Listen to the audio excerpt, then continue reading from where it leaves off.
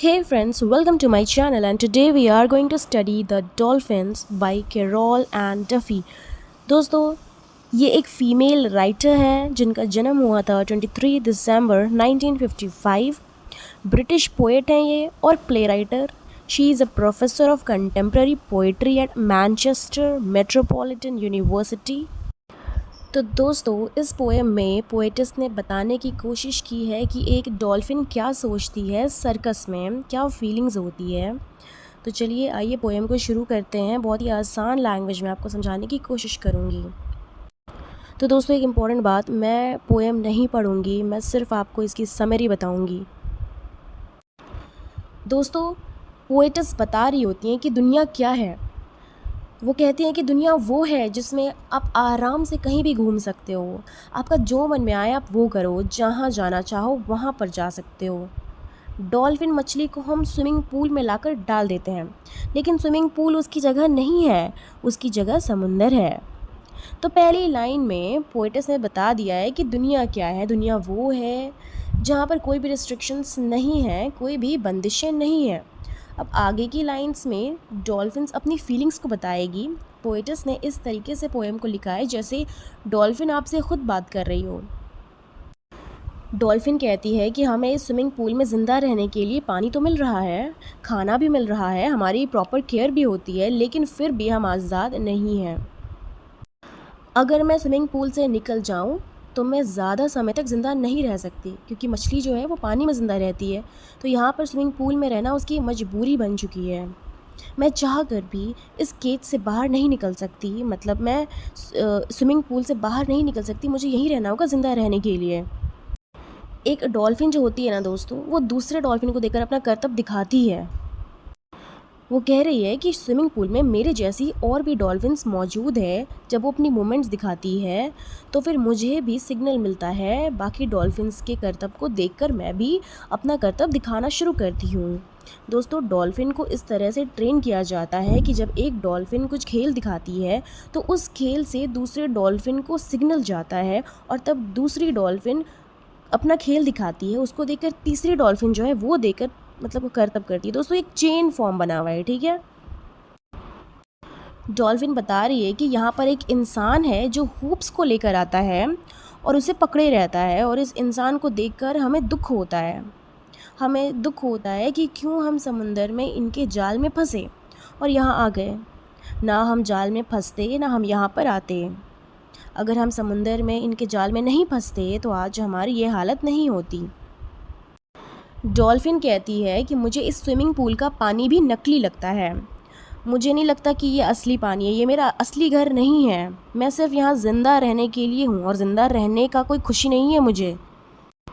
एक ज़माना था जब मैं भी ब्लेस्ड थी, जब मैं समुंदर में रहती थी तो मैं बहुत ही खुश रहती थी, बहुत ही ब्लेस्ड थी मैं वहाँ पर। लेकिन अब मुझे स्विमिंग पूल में छोड़ दिया गया है और मैं अब ब्लेस्ड नहीं हूँ।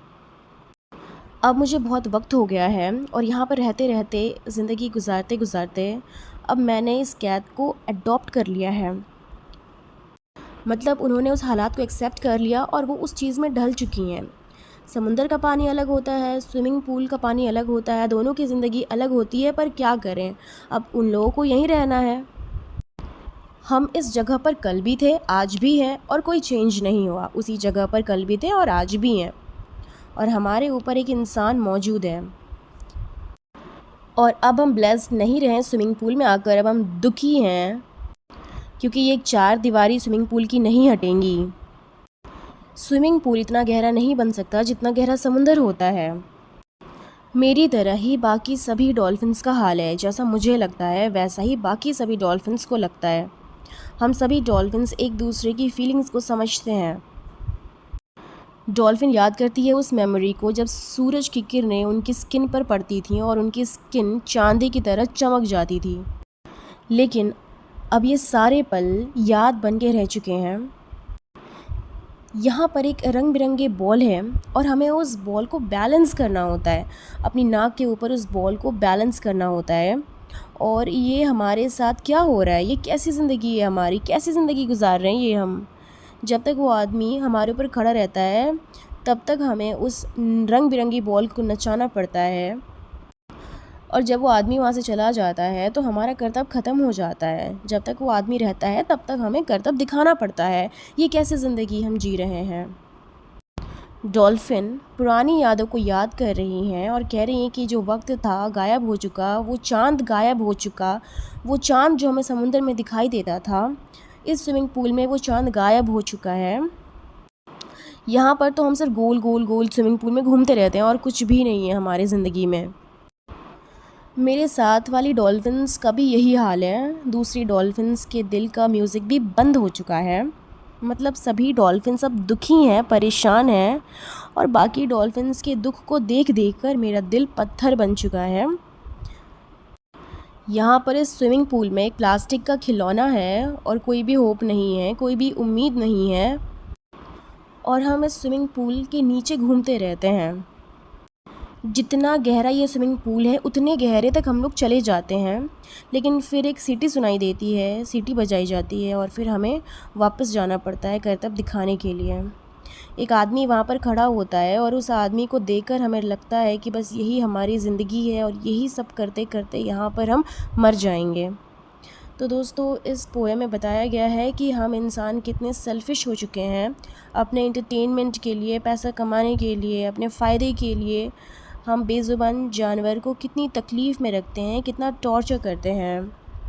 तो दोस्तों, यहाँ पर ये पोएम ख़त्म हो जाती है। उम्मीद है आपको अच्छी लगे। तो मेरे चैनल को लाइक एंड सब्सक्राइब करना ना भूलें।